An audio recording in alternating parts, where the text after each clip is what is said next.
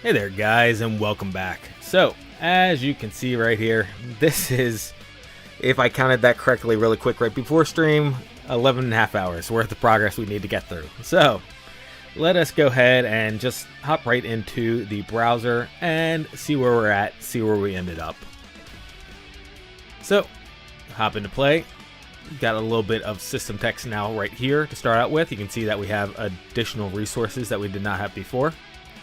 Hit the battery button, and first thing you'll actually notice is up here, the button that we currently have selected now has a highlighting to it. It changes its style.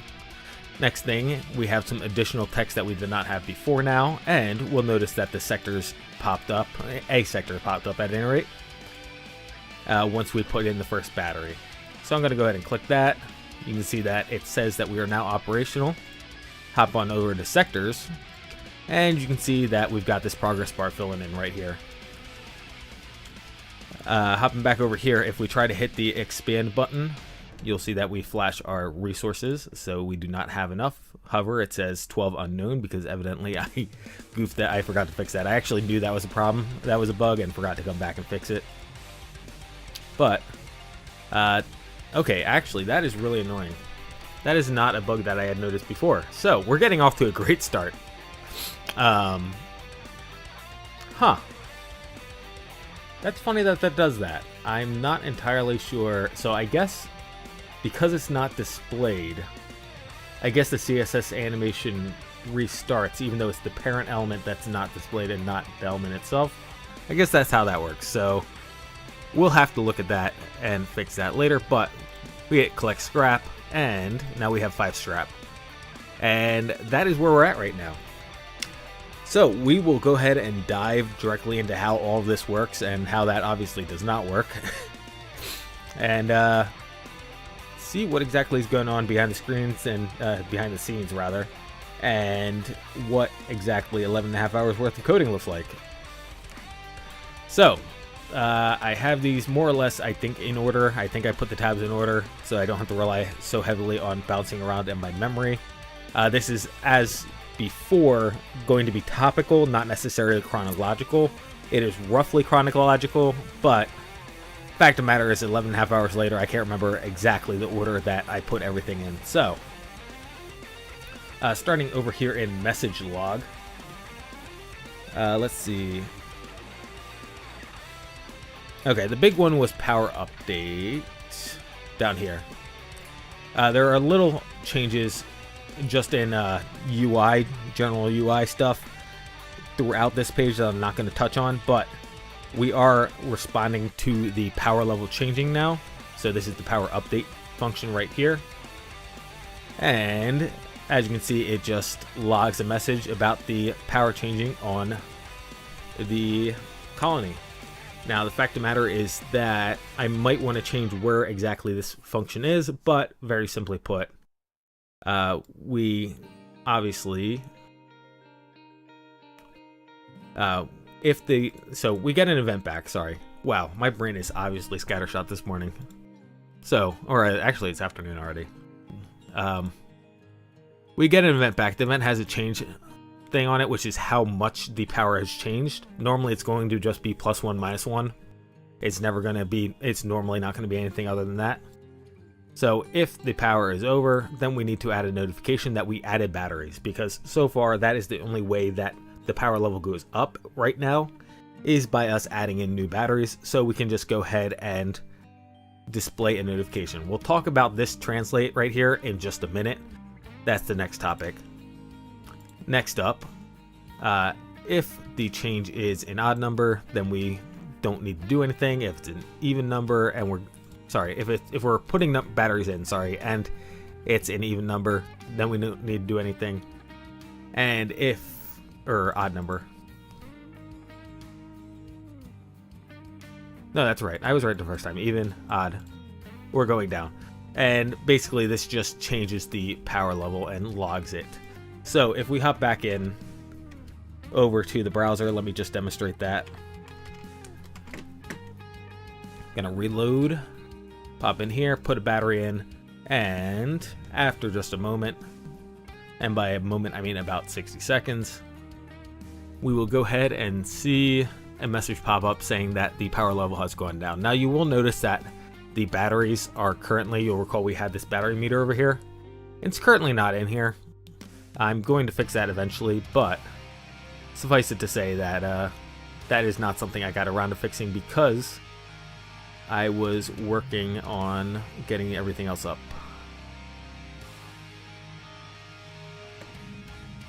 So,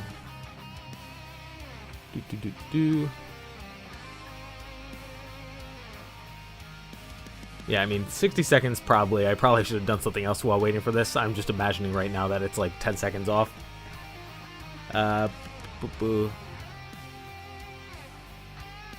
You know, I'm going to keep an eye on it. We'll go back over to VS Code really quick, and there it goes. Haha, I tricked you. Alright, back to... So there you go. This popped up. So last of power drains from the shell. Pops up in the system logs. So that is the function we were just looking at. Next up, not GitHub for you guys though. You guys don't see GitHub. You guys look at the actual code because it's easier to explain over there. So that's what this function did. This function put in those messages. The one saying that we added batteries and the one saying that our power level went up or down.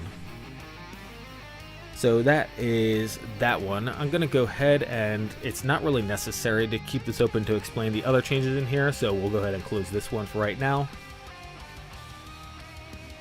Over here in items, we added in, should have scrolled to it beforehand. It's up in shop items,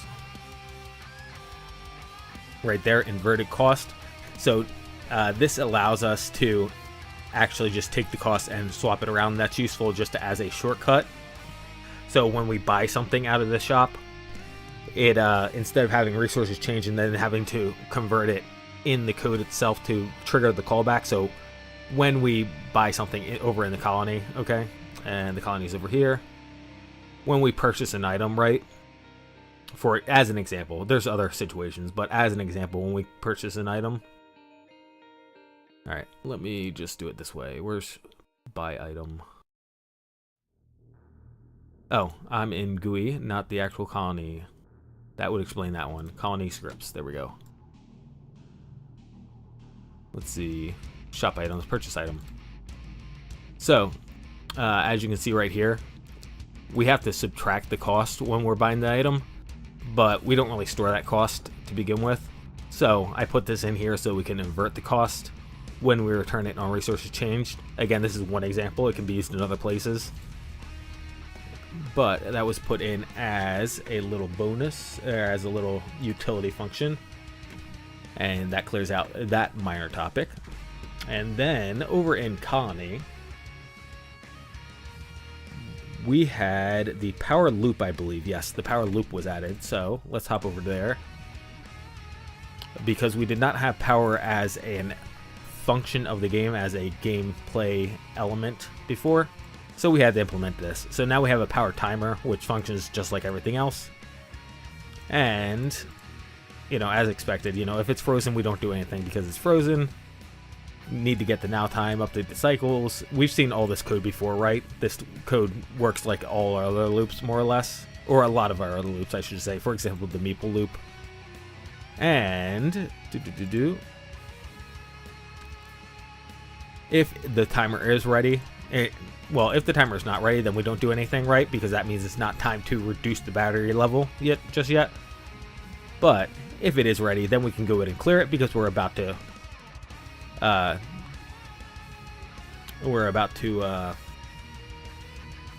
reduce the power level. Wow. Okay. More coffee. 1 second. What this actually is I have not been able to stream recently. I know I don't normally include these little outside tidbits in these blogs, but I have been away from streaming for a little bit because of a lot of stuff happening outside. So I'm blaming my lack of focus on that as well. Anyway, if our power level is 0, then we freeze the timer because we can't actually do anything if we have no power level. Otherwise, we can go ahead and reduce the power level down to 0. Minimum 0 rather. and then we trigger an event saying that the level was modified, and that would, for example, go back over to the message log, and the message log would pick that up and say, oh, okay, the power level changed. So that was that change. Let's see. It looks like we have another example down here of item.inverted shop cost. Oh, this is purchase item. Okay, never mind. So that's the purchase item one I called. Again, a couple little changes here and there that I don't think I'm going to get into right now. So let's look at this really quick. 223.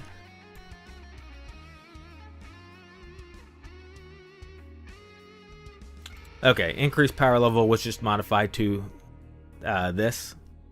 So this is resources modified, resource change. So this is the batteries and -1 to show that the power level is changed. And this is obviously the power level change, or the resources change rather. And then this is the power level change. This is the when you're adding batteries. I'm looking at the change log, and it looks like this code was just modified. So before we did not have a change in here, we just had power level is this that power level. We did not have the change. And again, the change is important back over in message log, because that tells us whether or not the power is going up or down. That's why we have the change in here. And the resources change, I had that originally at 1 so 1 battery, and the cost was 1 battery, but again, we're inverting cost when we're going back to the caller. So that is inverted, just like the item shop prices are inverted. So that should clear up everything we need to talk about in the colony. And now we can finally start talking about the translation. So if I hop over just for a second to colony.js, you'll recall that last time when we were setting up the UI, I said a lot of this stuff should not be hard-coded.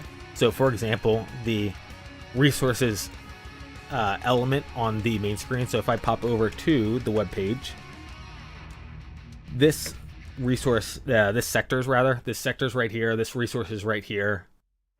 All this stuff should not be hard-coded in as text because it needs to be translated. So that is the purpose of what we're doing right now, is we're setting up this translation method. And this took, obviously a bit of setup to get into place because we had not made room for it before. Basically, for any single call, there's going to be a bunch of things we need, but it's kind of repetitive to constantly be passing them in. So for that reason, I made make translation lookup, which is a function generator, or well, that's what I'm going to call it. But it creates a function. It creates a function which it then returns. It creates this translate function, which it then returns. And at that point, because we provided it with game, strings, and key before, all we have to do the next time we look up anything is provide an enumeration right here. And this is, if we hop over to right here, this is a list of names basically to look up. And these correspond to down here in the English, for example, so the language dictionary, this is under UI. So it will look under UI because that's what we're translating for. We're translating for the UI, and it will look in that key. So for example, with Colony, when we make our translation, you can see right here, we make translation lookup, we pass in the game. Strings is this right here. This would obviously correspond to whatever the specific module is looking for, where exactly to find all its enumerated objects. And then Colony is inside of English.json, for example. Again, this could be French.json, Japanese.json, whatever. This is the key it's looking for. So it comes to this key, and then based on this enumerated value right here, it then gets the index of the string that it's looking for and grabs it. Normally when you have enumerations, you'll have a single enumeration file, okay, that has everything in it, all the enumerated values. Obviously, I'm not doing it that way this time. It's one of those things. Generally speaking, you would do it that way, but I didn't necessarily see the need for it. This is a small enough program, and it keeps things a little bit more organized by having each element of the UI have its own strings enumeration. So that's why I decided to split it up like this. So if we hop over to example to game.GUI, the GUI game, you'll see this has right now just one. Let me grab a better example. Site. Does site have its own? Oh no, site is the, never mind, I take it back. Definitely not site. Message log. Message log should have its own. Yeah, there you go. So their message log has its own things. So again, in my opinion, it keeps things a little bit more organized and easier to look up. But like I said, not technically the way that most people do it. And by most people, I mean like 99% of the time how you do it. Regardless, as you can see, everything I just described right there. So it goes into the strings, it goes to the UI key, as I mentioned before. So that's in English. Where did I put English? Ah, there it is. So there's that UI key that I was talking about. And then it grabs the key that we passed in originally. Again, that would be colony in the example I showed you.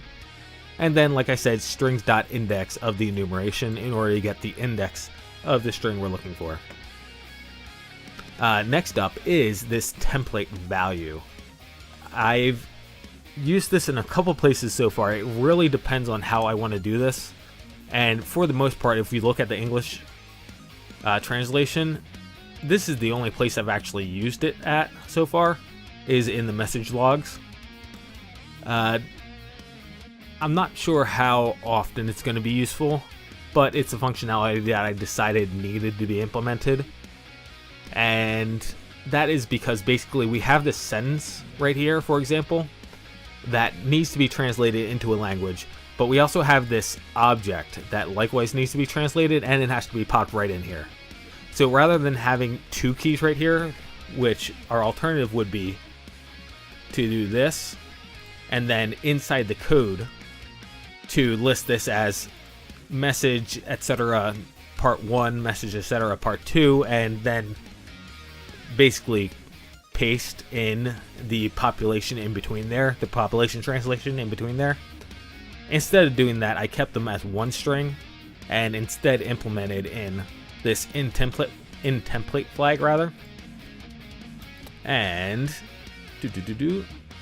basically I've got all this text right here. If you need to read it to better understand it, then I've got documentation, but we're going to do a string replacement with regex, okay? And this gets this right here, this template, what do they call it? So string literal, template literal, I think it's template literal, whatever this is called technically in JavaScript. So we'll look for this right here, this combination of symbols right here, and then grab all the word characters until it hits the next closing one. And as you can see, this is replaced, so it captures each of those and then passes that into this lookup. And I've got two groups right here. The number of groups here is going to depend. As you can see right here, we technically could rearrange this so that we don't need to include this whole entire documentation right here, or parameter signature, I guess I should say, right here. Because the fact of the matter is the only thing we're really using at it is groups. But because I wanted it to be more readable, I went ahead and broke it all up like this. However, the point being is that we go ahead and is template the group.names. So when you pass in a value to is template, it should be an object, a lookup object that matches to each of these. So for example, in the English.json, we're going to, when we call this, and actually let's just hop over to message logs just so you can see that. Let's see, make translate. Where was this at? This was in the population change, which is, or actually not the population change. This was,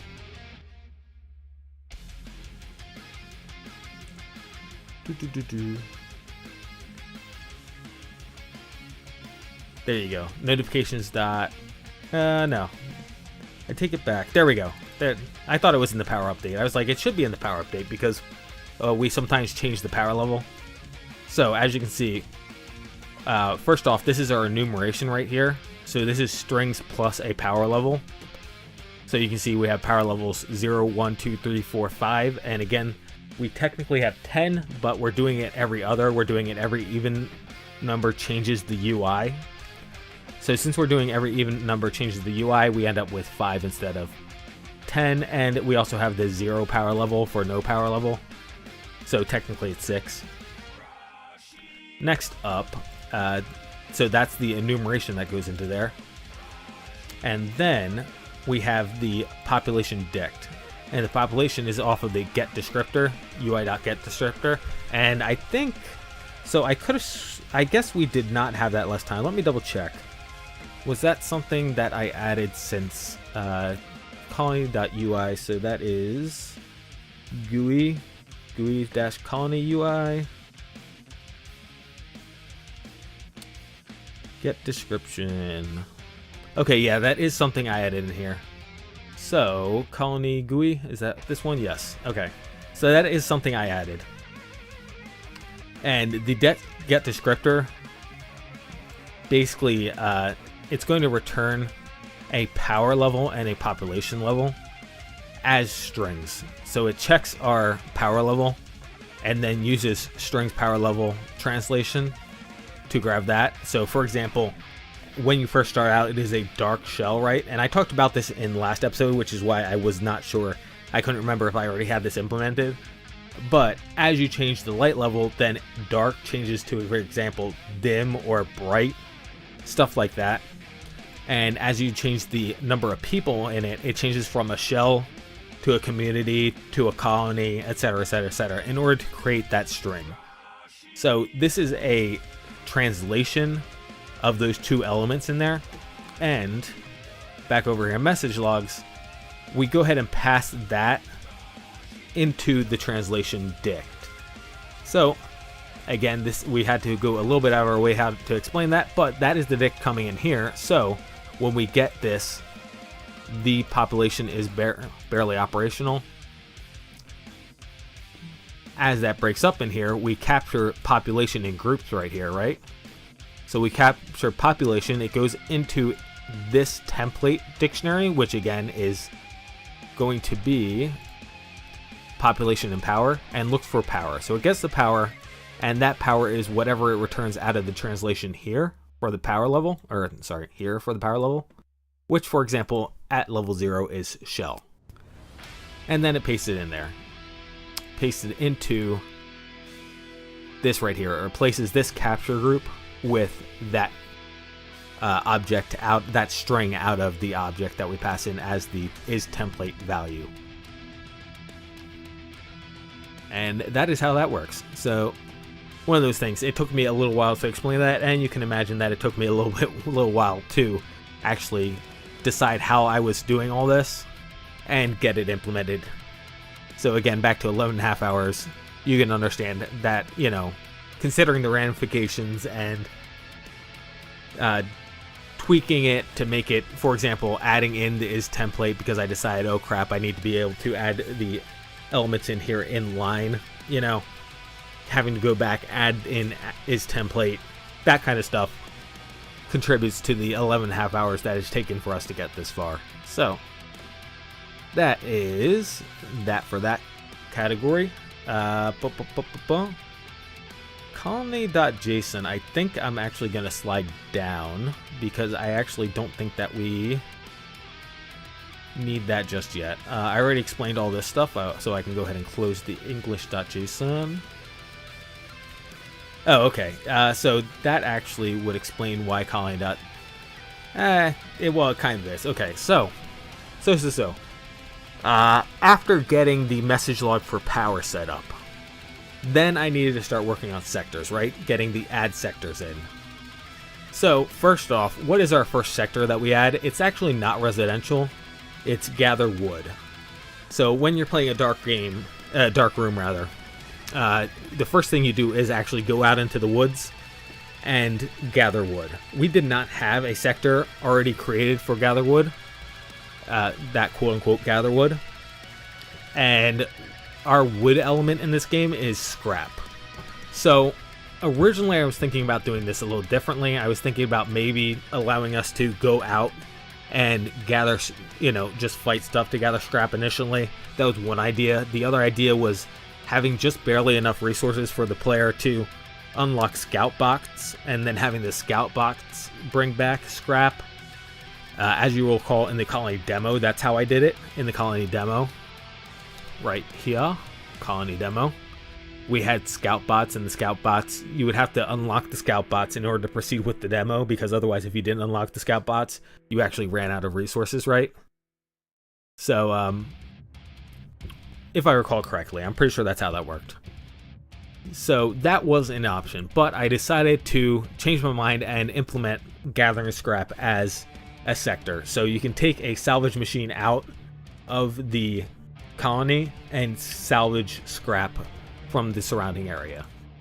That is the concept here. As you can see, I changed the numbers a little bit to be 30 seconds, which is why that when we were looking at the demo, that took so long to animate.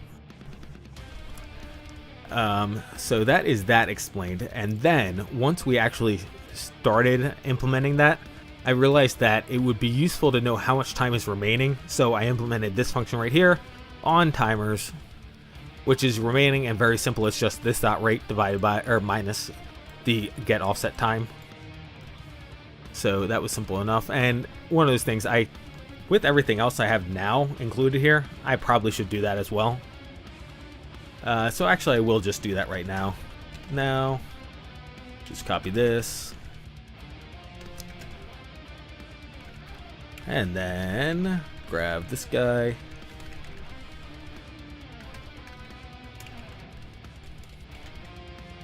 There we go. So I really should have set it up like that, but it's one of the things, it's not necessarily that big of a deal that it was not. It doesn't really slow the game down significantly, so not something I really bothered. And then at that point we had to start considering the possibility that we might be loading from a save file, which is another thing I was considering, in which case any of our given sectors may be partially through the way of gathering or completing their cycle, which is something that we had compensated for over in, now that I've already closed it, the sectors, actually, not sectors, sorry, in the timers, there we go. So you recall that we had, I had talked about saving and loading in here from way back when. This was a very long time ago we implemented all this, right? So we knew that we would be saving and loading, but now that we're on the UI side, now we need to also be able to load into a partially completed progress bar. So what I realized I would have to do is basically all this stuff, and that really actually comes down to here. This stuff is only supporting this function right here, which is calc color transition. So in all the demos we've done so far, we start out with an empty progress bar, and we converted it to, and rather we animate it to a full bar. And that does not actually work in our situation, because we when we load the timer in from a save point, that timer is then in that case offset. It's not starting at 0% of the progress bar, it's starting at 50%, let's say, of the progress bar. And that means that it's somewhere between, for example, if we're using warm up right now, that's what we're doing. We're using warm up as our color for the progress bars, right? That's somewhere between yellow and red. We need to figure out where exactly that is, depending on what percentage of the cycle is completed. We got to figure out where that transition is. So I had to go ahead at that point and put together this function to figure that out. And also, obviously, like I said, a couple of these other functions to just work with the material. So how does this work? First off, we have the color we're starting at. Again, this will be, for example, yellow. Color we're ending at, red. Duration, so let's say 30 seconds. And the time at which we want the color. Anything between 0 and 30, in theory. Now, if it is less than or equal to 0, then we know that it's already yellow. If it's greater than the duration, greater than or equal to the duration, then we know it's red. So that's pretty simple. Don't need to explain that one to you.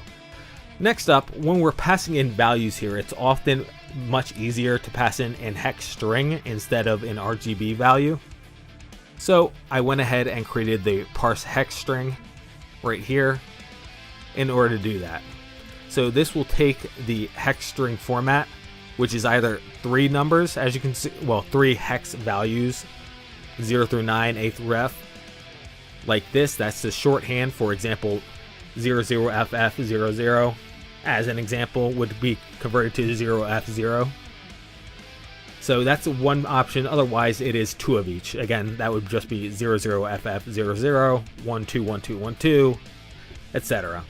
So we parse that out, and then we go ahead and convert that. As you can see, we got to parse that int into a 16, a base 16 number rather. It's funny because, right, it's integer, it's a base 16 integer. Normally people think of integers as decimals, but that is not technically accurate.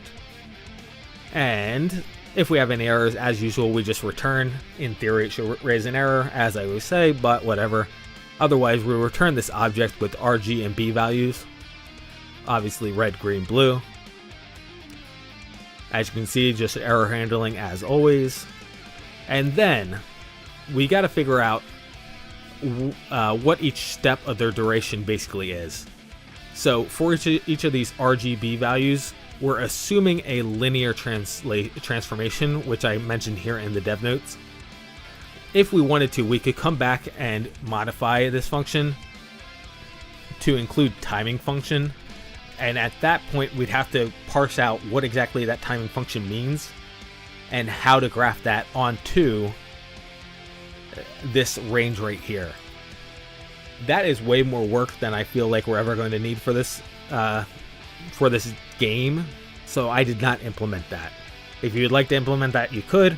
But again, I don't see us ever using that in this game because all our progress bars function linearly, and that's what this function is being used for right now. So for that reason, that means that each step of the duration is worth exactly the same amount of color change, right? So if I'm going from, let's say, 00 to FF, right? That is a color change of 100, well, it's 16 times 16, right? I think that's correct. So 16 times 16 is 256. That makes sense. 256 is the number that makes sense. So if we are doing 256 color changes from 00 to FF on the R value, and we have a duration of 256, just to make my numbers easy, then that means that each number of the duration is worth 1. So if I am only going 10, is that going to make my life easy? Yeah, that will make my life easy. So if I'm only going 10 duration if my at time rather is only 10 seconds in, and we're 250 seconds, let's say, just keep our numbers simple. In that case, we've only changed the R value by 10, which means that boop, boop, boop. And this is funny because I have minus in here. I'm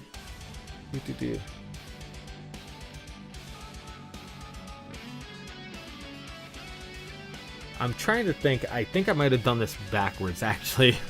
Annoyingly enough, I think I was supposed to do B over on this side and A on this side. Let me think about this really quick. Did I goof this up?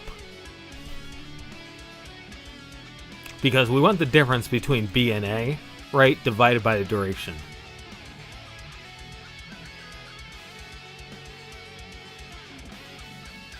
Yeah, I think I was supposed to go this direction, and I just goofed that up. So I'm going to change this. It's one of those things. In the demo, or not in the demo, but in the game, as much as the game we have completed right now, this is actually not an issue because all of our timers are, because we're adding sectors and the sector's timer is starting out just now. So that means that we don't have a save file, in other words. Because we're not loading for a save file, this didn't actually come up as something I would notice being wrong. So, whoops. So I was not actually able to check that this was functioning correctly, but that I'm pretty sure it should be B minus A rather than A minus B. and divided by the duration. So if we're 10 seconds in and each of these is worth 1 and A starts out as 0, then that means that 10 seconds in, R would then be would be 0A, if I am doing the math correctly in my head. So R would be 0A, B if we're all zeros and it's all FFF. So it's going from white to black, or no, black to white rather, because 0 is black, white is F. So if we're going from white to black, then it would be 0A, 0A, 0A would be the value that we end up with.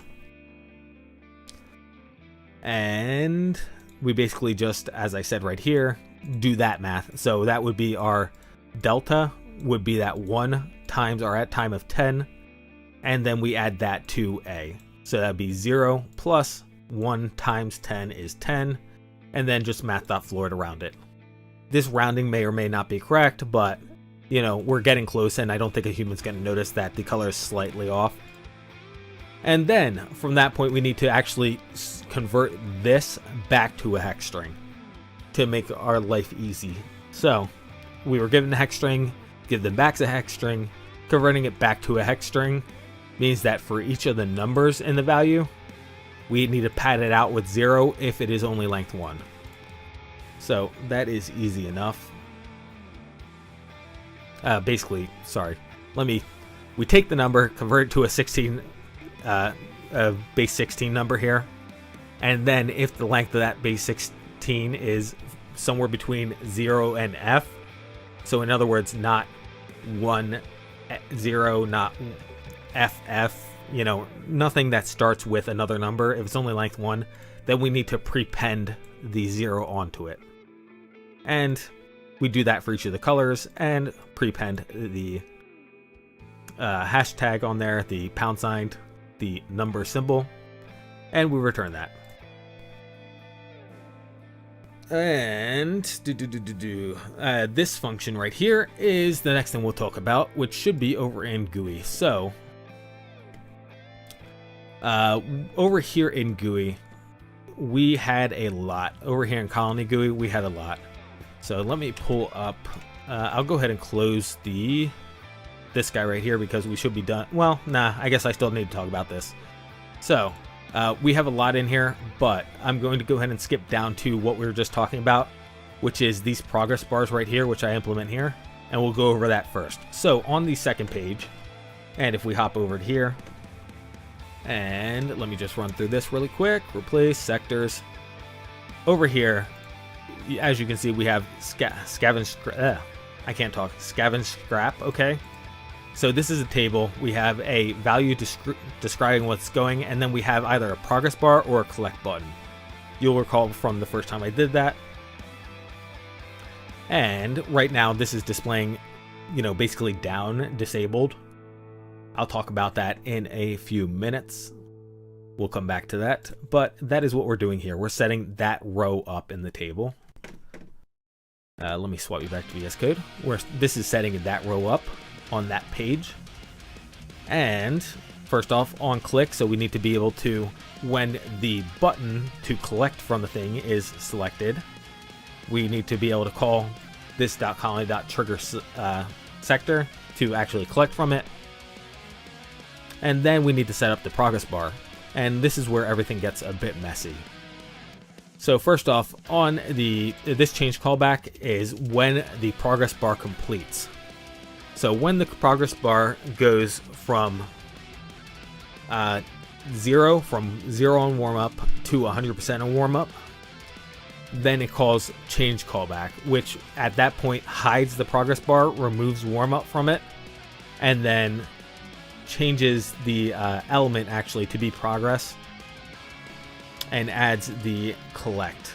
So let me go ahead and pull that up over here because that probably did not make any sense. So that would be right here. I believe. Sectors page, there we go. So right here, you can see sectors page. We have this TD task. So if we look at not that one, over here, you can see that we have the sector row, we have the sector name, which is scavenge scrap, and then we have this TD with task class. So this is the thing holding either the button or the progress bar, and right now it's set to progress to show the progress bar. So over in the UI, if the progress bar is showing, then which is right here actually, so if TD, task, and progress, if it has both these classes, then the button that is underneath it, selected beneath it, is display none. Otherwise, if it's task and collect, so this collect is there if we're collecting from the button, then the progress bar right here, the div.progress bar, is display none. So I did that via CSS, is the way I decided to show and hide those elements. And obviously these are those classes, so adding the progress button or adding the collect, in this case removing progress because we are changing from the progress bar to collect. Like I said, add that, and then we need to check the current state. So if the current state of the timer on the sector is that it is ready and it is frozen, that means it is time for us to collect from it. So we can go ahead and just manually call this to swap it over. Easy peasy.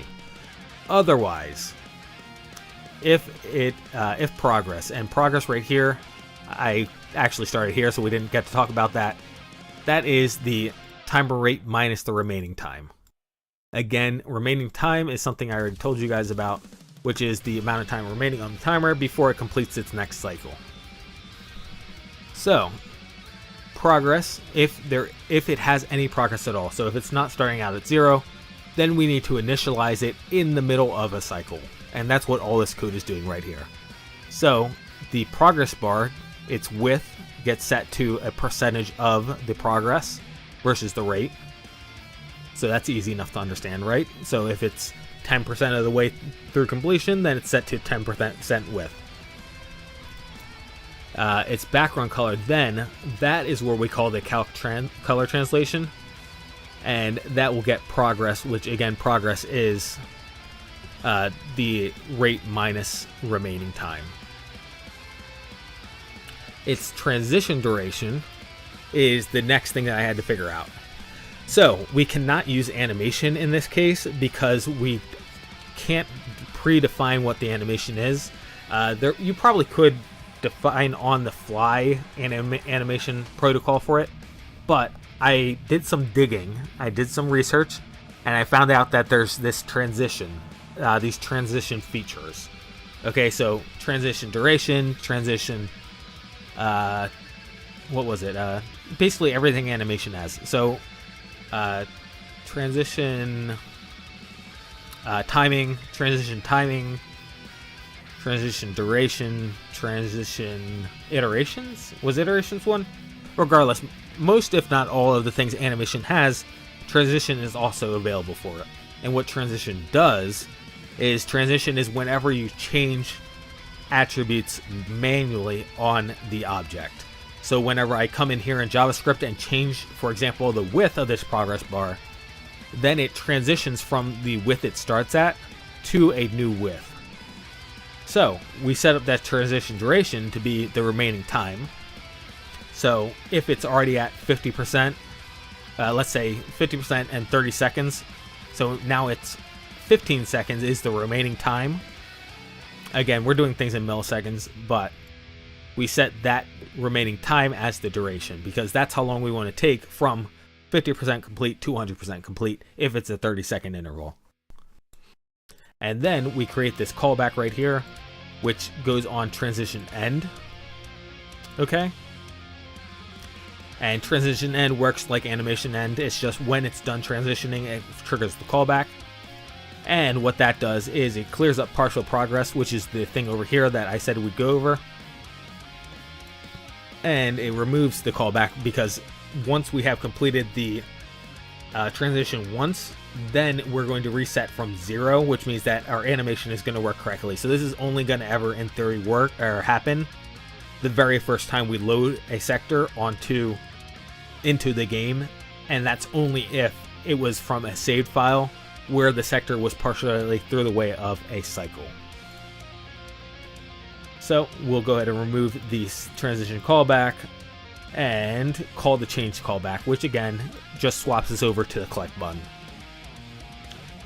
Add that callback in, obviously, and then we need to actually create the transition. So we will be transitioning from whatever our current color is to red, because that's what warm up ends up as, and we will be transitioning our width, whatever our width currently is, again this percentage right here, to 100%.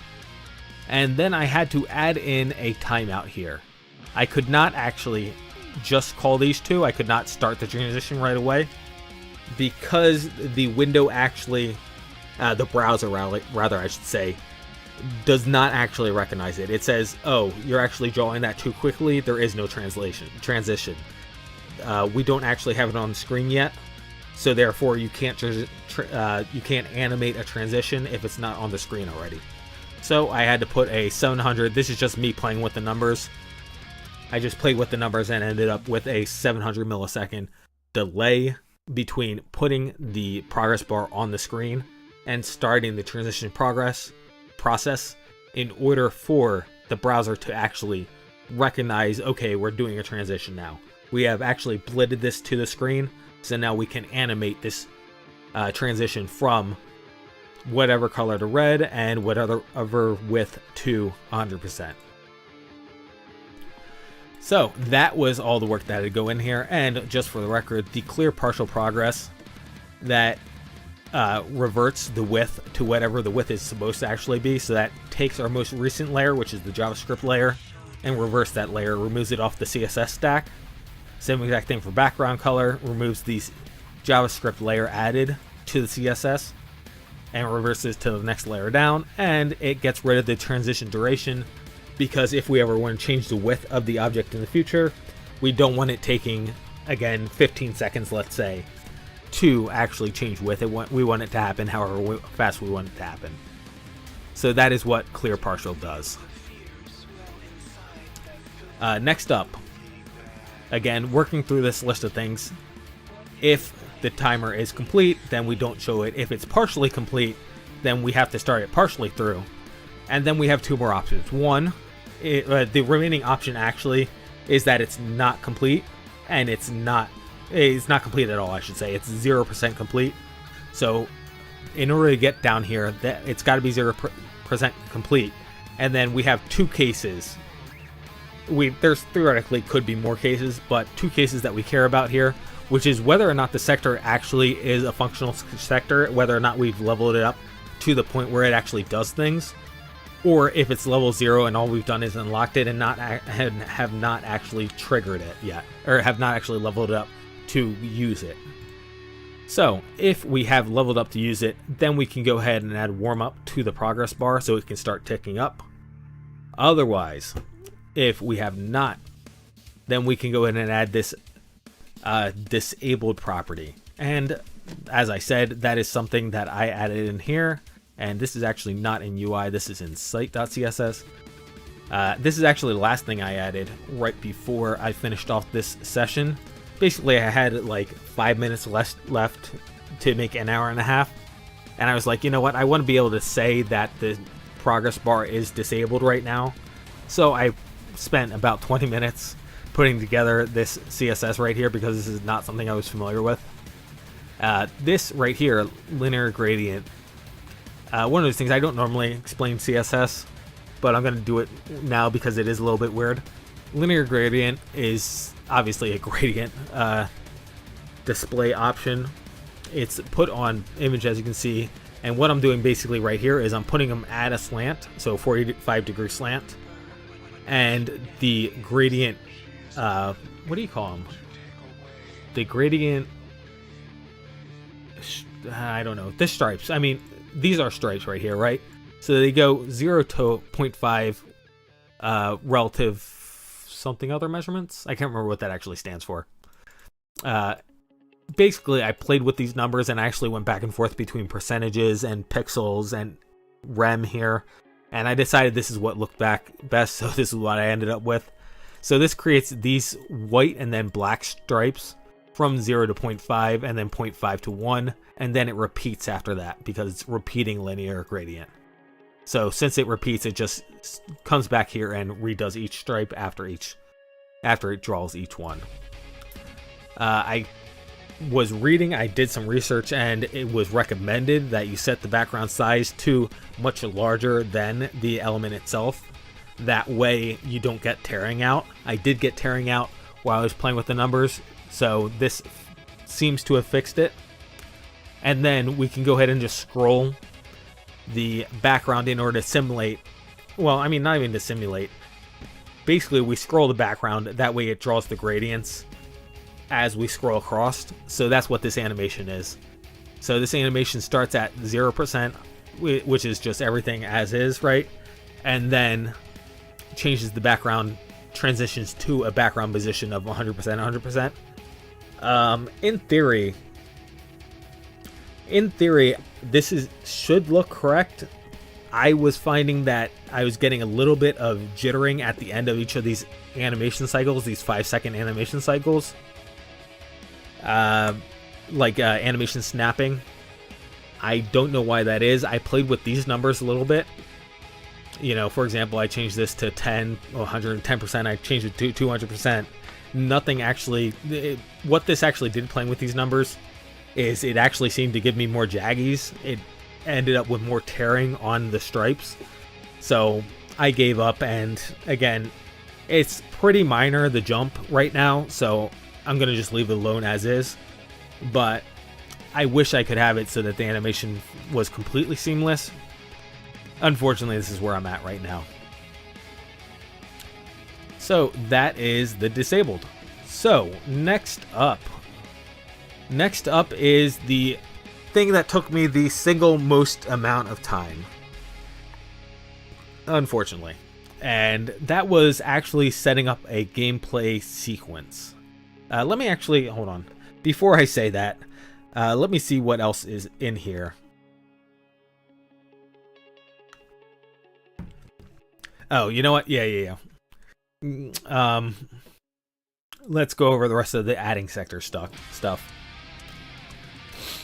So, up here, so basically, in order, on the front screen, so let me hop you over to the browser, let me get to the browser on my screen, there we go. So over here, adding this line right here, as you can see, this says inoperable and repair.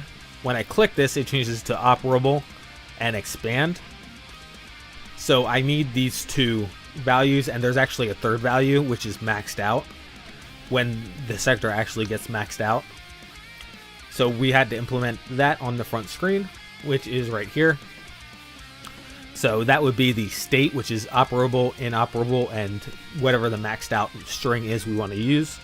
And then upgrade, which likewise is repair, expand, and then fully functional, whatever fully functional is, so you can't upgrade it anymore. So this parses out what strings to display on that row. And then this is setting up the row itself. So as you can see, we have a data sector in order to be able to come back and select this row when we need to update it. And that's just set on the sector type.description. We got the name and flavor, easy enough. And then we take those two things we just said, and translate them. Again, ultra simple, don't really need to explain too much there. I guess the only other thing to explain is once you're fully functional, then we just take the button away so you can't level up anymore. So when level equals max level, don't display the button. And and we have the hover text here to show you how much it costs to upgrade. So hopping back over to the browser, hover here, requires again unknown 12. Obviously, as I said, did not realize that was a bug, so we'll have to fix that and figure out why it's saying unknown right now. Next up. Actually, I think I know why this is saying unknown, because I'm doing construct cost here with strings, and it's not. No, actually, I take it back. I actually do not know off the top of my head. The construct top, and let me hop up there really quick, because that is, this I pulled directly out of the colony demo. Not directly. I made one or two minor changes to it, but it more or less is the colony demo. So for example, I added in this translation thing here instead of it being hard-coded, and then I changed this in order to get the, so this used to say none, so now this translates from UI strings, and this get strings just had to be modified to this .game.strings resource. And actually, you know what? That may very well be the problem right there. So when we get cost right here, let's see. Requirements. Oh, that would be down here, actually. I take it back. So sector calculate cost requirements would return, I believe, actually, for example, 2.5. Okay. So I believe that's actually what the problem is that the sector returns 2.5, but getStrings is expecting an object. So the getStrings is expecting actually a resource object instead of a quantity, instead of a resource index. So I actually believe that is the problem here. So I believe this .game.items.resources resource should fix it. I'll go ahead and save and check really quick on my screen, and if that does fix it, then we'll hop on over. There we go. Okay, so yes, that was the mistake, as it turns out. So there you go. You can see the tooltip pops up as... Actually, I just realized you can't see tooltips in the preview window, can you? In the capture window. Alright, you're going to have to take my word for this. So all this time I've been saying that obviously that was a bug and etc, etc, etc. As it turns out, you guys had no idea what I was talking about, huh? But the tooltip window now says requires scrap 10 is what it says on my screen. So that is officially fixed. And moving on. Let's see. So we set that up. I already explained all that. The button just calls sector.raiseLevel. Again, we're working on events. So this is event driven. So therefore, when the sector completes the event, when it completes the raise level, or it fails to raise level because we don't have enough resources, the response to that, instead of being returned to us, will just trigger the event, in which case we will hear the event and we'll be able to respond to that on our end. And the rest of this is the progress bar. So we're done here. For the events, I guess I'll talk about that next. As you can see, we added a few more events here. So add sector obviously got added here in order to add new sectors. So when the colony adds a sector, then we will call add sector, which is the function we were just going over. When the sector is triggered, we will go ahead and go to sector collection, which, as you can see, just swaps us back from collect to progress and adds in the warm-up. So that's simple enough. And then upgrade sector is what we call when the sector expanded event is called from the colony. So that is after sector dot what was it again? Sector dot, I'm going silly already. Sector dot raise level. There we go. So sector dot raise level will trigger the sector expanded event, and that is down here. This is exactly as you saw before. It's one of those things I could, instead of having repeat code, convert this over to use the same thing, but at the moment we're not going to worry about it. And all this does is just make all those changes that you saw before. It just looks a bit different because instead of putting it directly onto the HTML, we're editing attributes in JavaScript. So, for example, this is the tooltip right here with construct cost and calculate resources. So again, this is exactly the same code as above, and therefore I may cut out the code above and redo it. And rather, what would actually happen is I would, after if I cut the code out from above, I would then just call upgrade sector after I was done in order to update the UI to reflect all this stuff that is hard-coded in here. But again, may not be necessary, may just be extra work. So that is those changes. Let's take another look at Colony, because Colony is where most of the changes happened.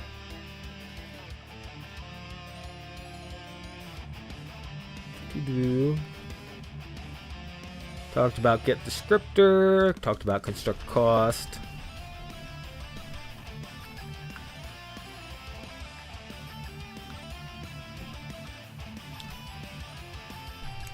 Looks like I didn't actually have add sectors on there, the add sector tabs, if I'm reading the GitHub correctly.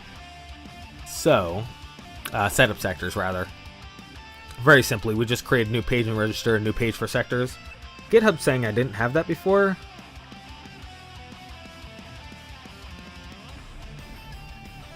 Unless I'm reading GitHub wrong. Construct cost, get description. Actually, oh, no. Yes, no. Let home. Yeah, okay, yeah. It is saying that I did not have this before, that this was empty before. So, yeah, very simple. I mean, nothing really to mention here. Just sets up a new page with the sectors table. And then this is just the bun text. So, I think that is all the major changes. There's minor changes here and there that I don't think are worth going through. So, we will not.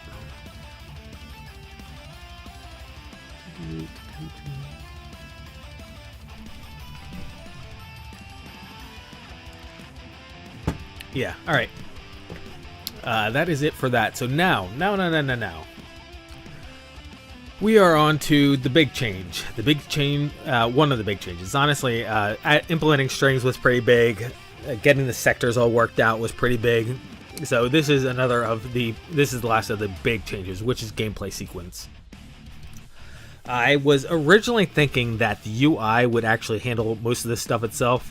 And then I realized that there are triggers for gameplay sequences for basically adding stuff. So for example, when you first enter the game, right?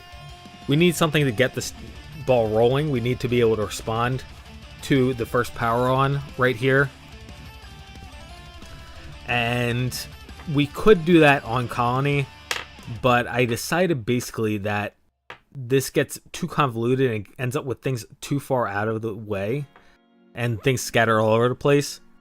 And furthermore, the UI elements, the files in here for UI, really shouldn't be handling gameplay.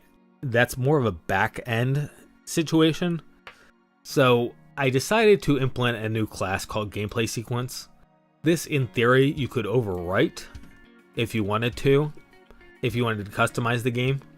And the way you do that is this gets saved onto the game object.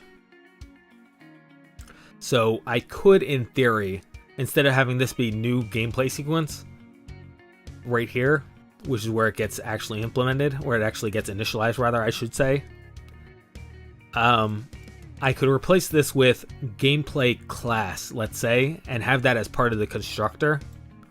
And then you'd be able to pass into the game object when you initialize it, a gameplay class, which then would handle all of the gameplay sequence. So that is an option for customization, which is part of the reason why I did it this way. One of these things, there are many things in this game that are taking me more time because I'm trying to make them pretty broad, trying to make them not so narrow and easier to expand upon.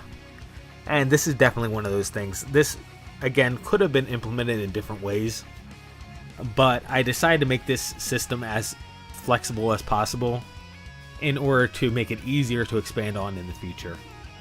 So this is what we ended up with. So we have a gameplay sequence. These enumerations are going to get used later, so we're not necessarily going to worry about that right now. But it has a unlock tree, and this is really the core of what this system is that it's going to have sectors, unlocks, and resources, and those are going to respond to, or they're going to correspond to, rather, the game state.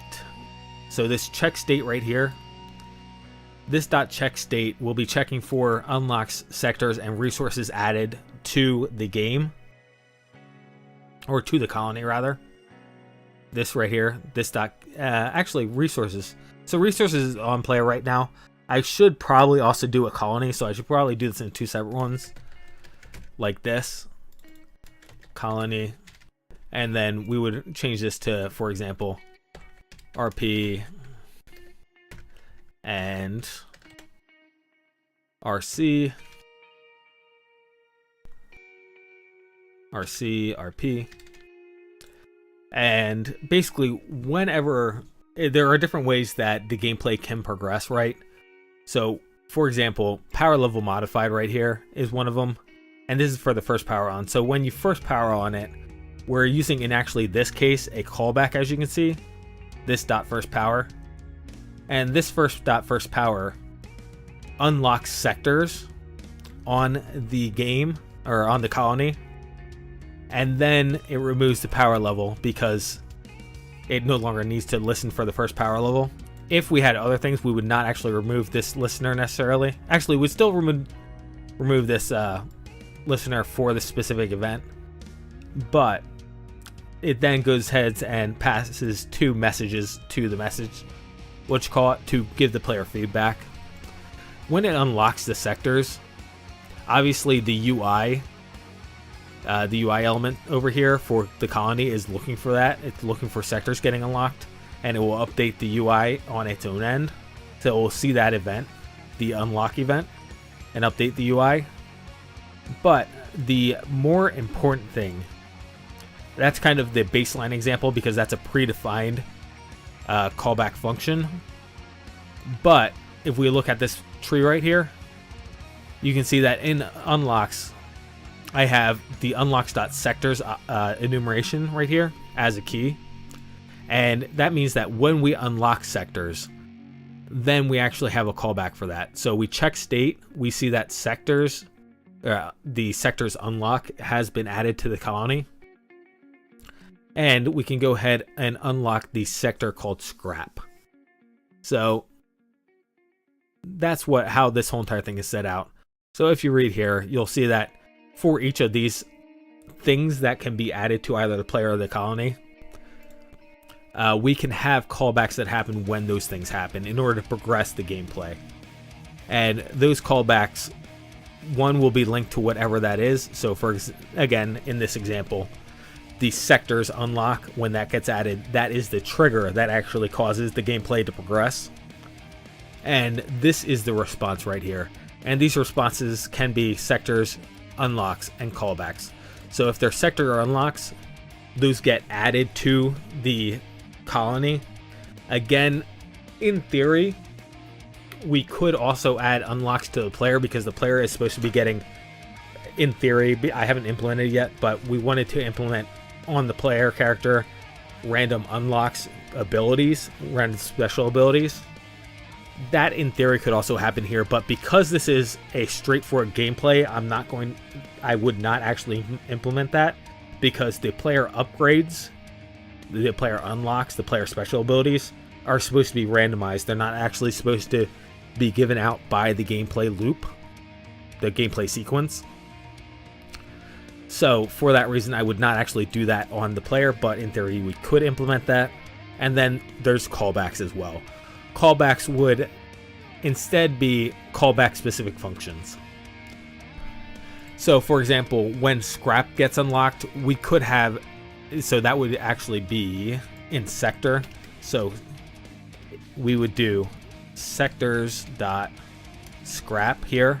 So the second this gets unlocked via this would then trigger, and we could have a callback here being this dot scrap callback, let's say. This really could be anything. This could be colony.scrap callback. It could be whatever. It doesn't necessarily matter where this callback is comes from, but we would then call that callback down in check state. So let's go ahead and look at how that looks in check state. As you can see, check state is rather large because we have to handle a bunch of different things. So back to things just taking time and having to work through the ramifications of whatnot. So first off, we check our unlock tree for that specific type. So in this case, as you can see, these types are predefined here in our callback listeners. And those obviously would correspond to sector, unlock, or resource. As you can see, sector, resource, unlock. So if we do not have that lookup, then we need to, we do not have that lookup or that lookup is empty.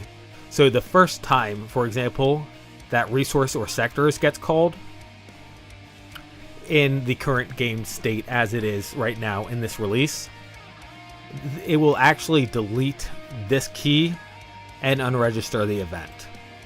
That way, we'd never actually get the callback event in the future.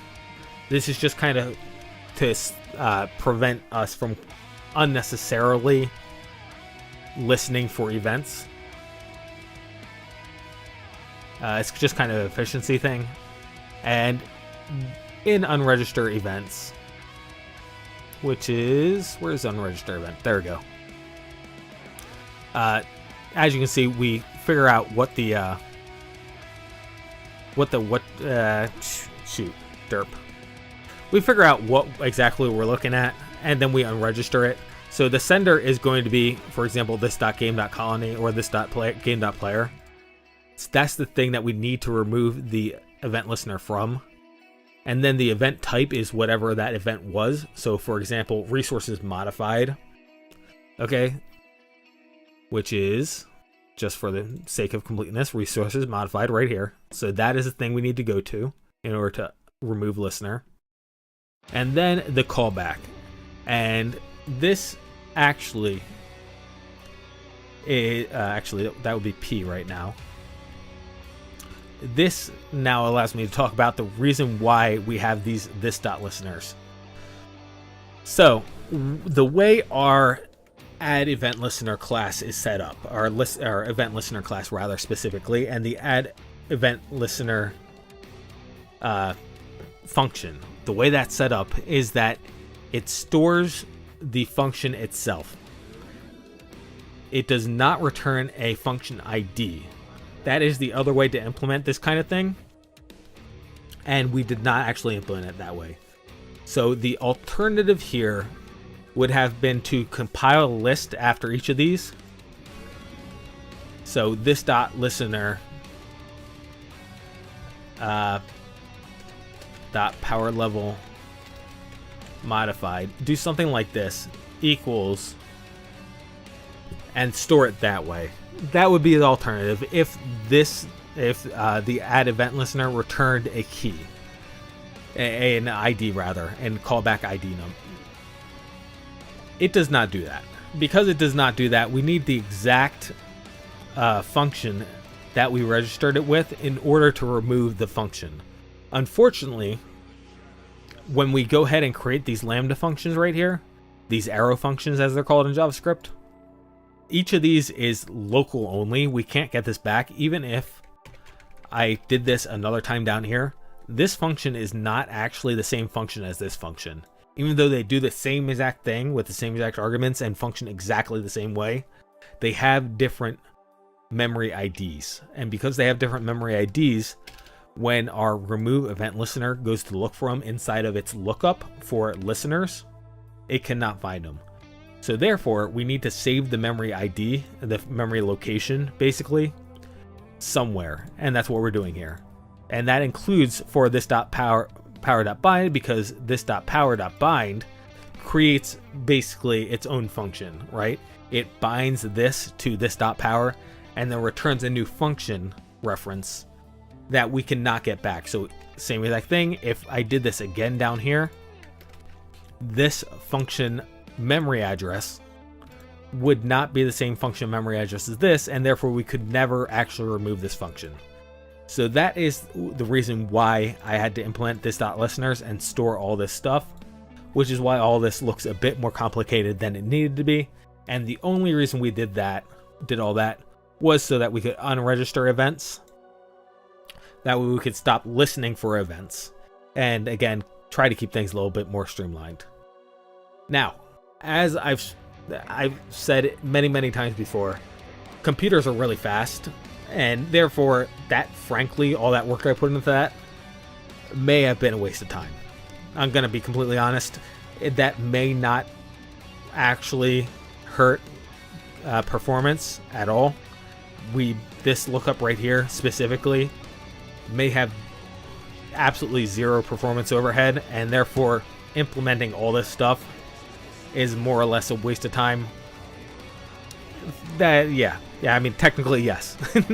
Technically, that, especially based on my philosophy that I've gone over a number of times with computers being fast enough that human will never actually notice. Yeah, okay. Admittedly, this is contradicting myself a little bit right here. And by a little bit, I mean a good bit. But, you know what? It's done, it's done. So, we now have that. So, next thing that has to happen as we're going through check state. Again, we've gone on a little bit of a tangent here, so come back with me. We're going through check state right now. We have this lookup. This lookup is one of these tree values right here. Once we have one of those tree values, then we need to take the event type and look it up. Now, when we have resources modified, that actually is going to give us a list of resources. Because we're handling resources, unlocks, and sectors all in the same place, in order to keep things streamlined, I just convert it all to a list. So in that case, if it is a unlocked or a sector, then we put the unlocked or sector type, or this type rather, which is unlocked or sector, onto the list. Otherwise, if it is a resource, we put the resource ID onto the list. And then for each of these lookups, so each of these trees in here, the ones inside of our lookup, again, this is the lookup right here, between here and here. So this sub-object right here could also, in the case of resources, for example, would be 0 sectors dot, let's say, residential. So it would look something like this, is how this would look down here. And then if we had a resource change of 1, callback, let's say this dot, you got food. Actually, batteries. Batteries is what resource index number 1 is. So that is, you know, how this would look. And actually, I did lists here, but this would be an object. So for resources, this is how this would look when we get this filled out, which is why we need to convert it to a list, because resources, you could have multiple resources change. So that explains this part right here. And then that also kind of explains how we do this here, right? We go into those these sub keys right here and start working on stuff. So we check if there are any triggers in here. If there are not, then we continue. Otherwise, we work on sectors first. So for each sector, we add that sector to the colony. Very simple. And then we delete triggers.sector. So at the end of that, after scrap has been added to here, we actually go back up to this right here and we delete this dot sectors. So that sectors is no longer in this list. This way, if we have callbacks right here, and this dot my optional callback, let's say, if this does not actually return true, then we won't remove this from the list, and therefore at the very end here, the next time we get the unlocked sectors, again, this is a bad example because you only unlocked a sector once. This would make more sense over here in the resources, let's say. But this would still be in the list, and therefore the next time we got this event right here, this colony.sector unlock, or it's rather, colony.unlock added, colony.unlocked added, with the unlock being the sector's unlock. The next time that got raised by the colony, this would not happen, but this still would because this was not removed from the list. So that is the purpose there. And then once, I'm going to skip ahead a little bit, but once everything is done here, if there are no triggers, if this is now completely empty like this, we do the same exact thing we did at the top here when we deleted it. And where is that at? There we go. Delete lookup value. Again, just so that we do not keep on looking for it. Otherwise, coming back up to where we are, this is sectors, this is unlocks. Unlocks happen exactly the same as sectors. No different there. I could combine this code, but the amount of code that I'd have to include in order to combine it is relatively the same, so we're going to keep it separate for readability purposes. And then callbacks. So for callbacks work obviously a little bit differently. We get a result, and then if the result is correct, if the result is true, then we got to remove it from callbacks. Callbacks in that case has to be a list. We have to actually make a separate list for callbacks. And then we can remove it as we want to from triggers.callbacks. Because if we start removing this from triggers.callbacks, and as you can see here, we're using an index, that means that the length of this .triggers or triggers.callbacks would change. If we did not include this separate variable, this would constantly be changing length, and that could throw us off. So that is the rationale there.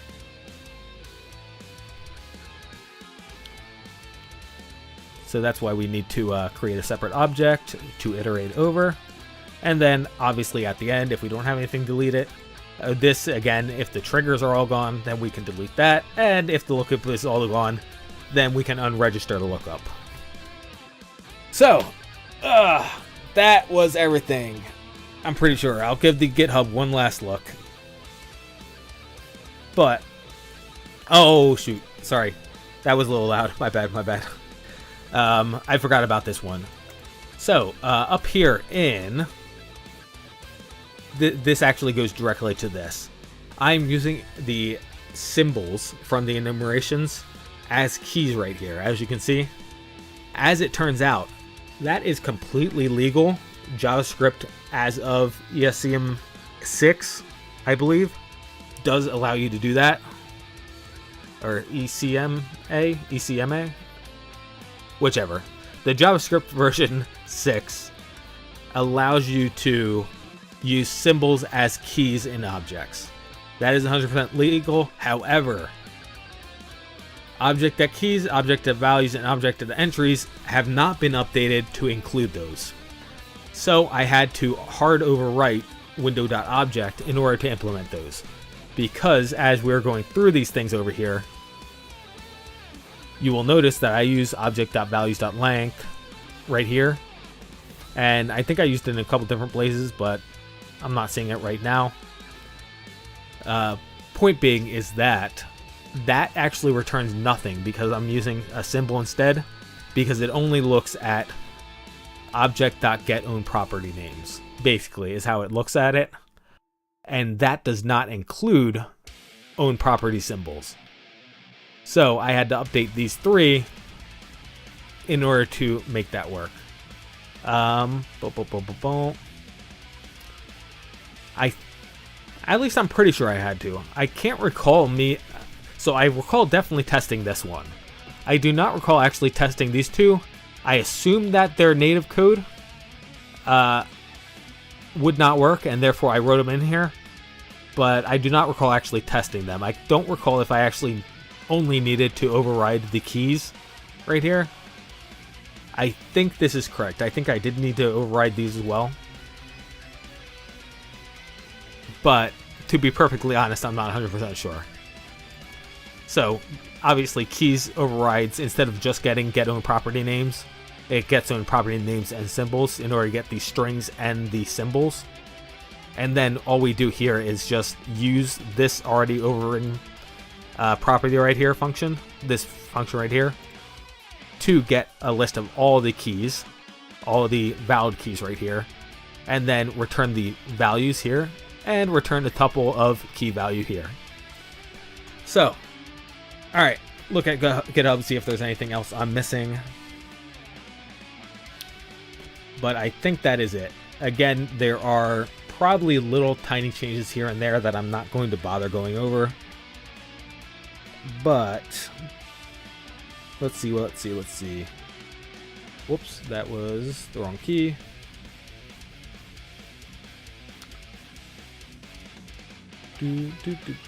Oh, okay, minor thing, very minor thing. Over in callbacks, scrap. So we did not, again, I just implemented the scrap sector. So the scrap sector needed a scrap callback. So here's our scrap callback.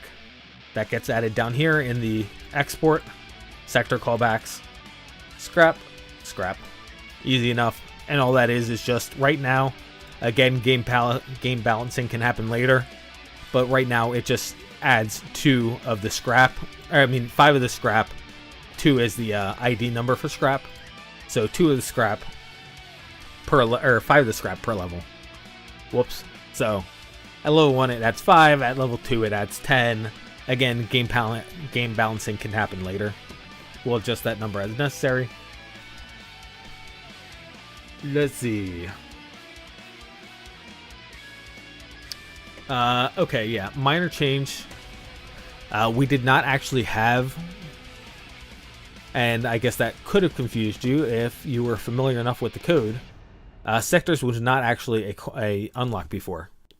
I added it as an unlock because it basically shows a different tab. So because it shows a different tab, I figured that made sense to have as an unlock rather than as code just behind the scenes that adds the so adds the sectors page.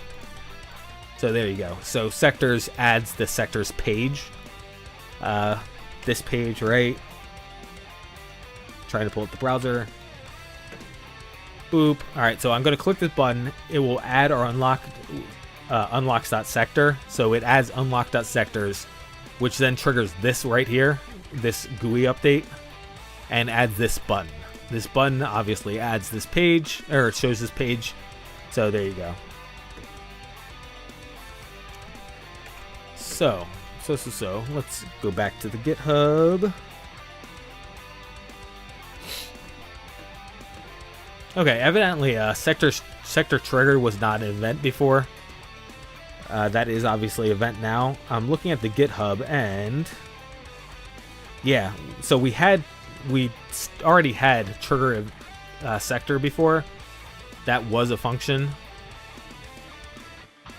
Trigger function, trigger sector. Yeah, so this had been written before.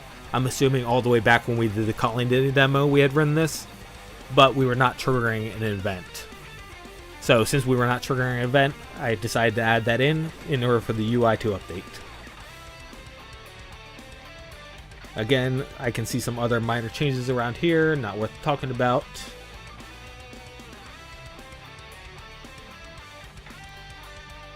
Boop, boop, boop, boop, boop, boop.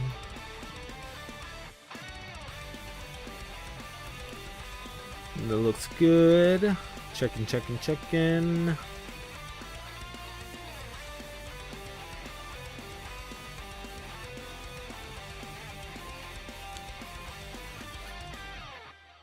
Sector collection, we did. Upgrade sector, we did. The game UI changes are very minor. In case I did not mention them, it's no big deal. Talked about the colors. Talked about the translation lookup. invert cost, shop cost. Message log changes, some minor ones again that I'm not going to get into because they're just minor tweaks. And the power update we went over. Timers, all the changes to English.json, which is pretty expensive, but again, it's just strings, you know, it's just me adding descriptions, so not that big deal. So yeah, that is everything. So, alright, what else to say? I said during the last stream that I wanted to have both sectors and meeples done. Obviously, we have sectors basically done. I did not add the residential sector yet. That would get added to the gameplay loop. We'd unlock the residential sector through gameplay loop. That should be a straightforward add. That shouldn't take me too much time. I didn't do it because I really wanted to get this stream in, and I ap some stuff to do after this, so that will get done by next session. And then the meeples page, hopefully, once the residential sector is in, so that we can start adding meeple to the station. At that point, then we can go ahead and have the meeple page show up, and we'd be able to assign meeple to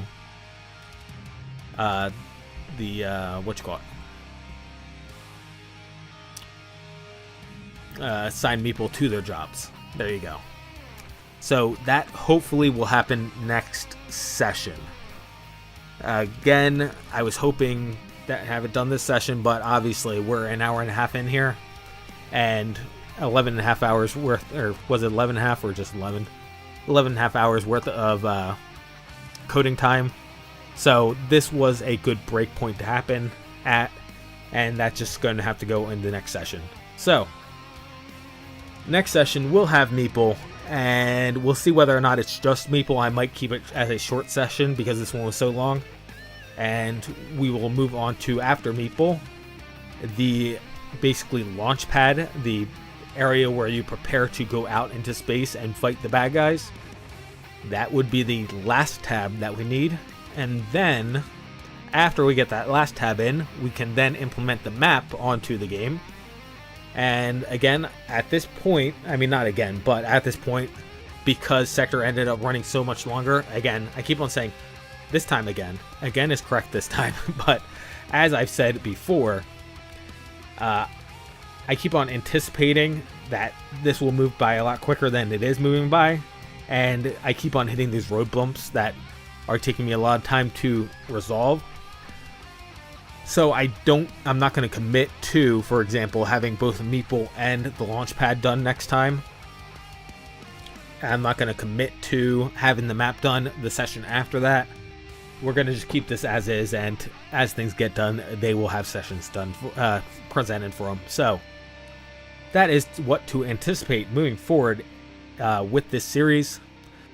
As always, guys, thank you guys for watching. I hope this has been entertaining. Obviously, if you look back over here at the readme, there we go. This was 12.4 here. This is today right here, so this is nearly a week since the last update.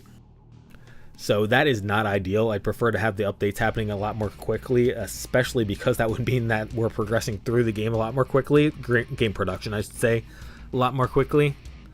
So one of those things, I want to have this game done by the end of the year.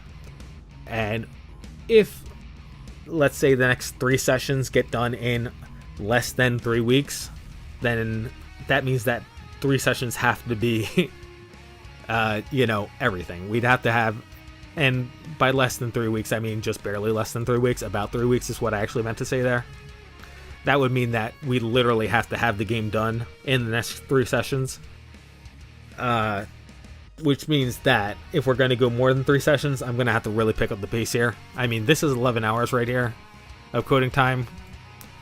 So it's a lot, but if it's going to take, let's say 10 hours per week for the next 3 weeks, right?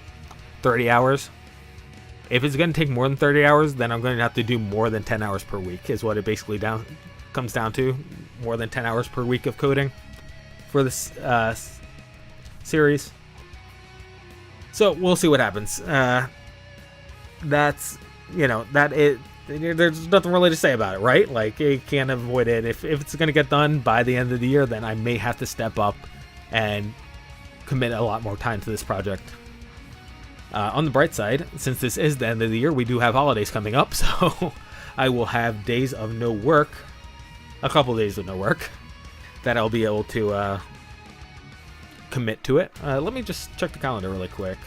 Calendar, they're on a weekend. The holidays are on a weekend this year, so I actually do not get as much time off work as I thought I did. So I guess that's how we'll see what happens. Yeah, we're definitely going to see what happens. Alright, enough rambling from me, enough of the 20-minute outros. Thank you guys for watching as always, and I hope you have a great and wonderful day, afternoon, or evening, wherever you're at in the world. And I will catch you next time.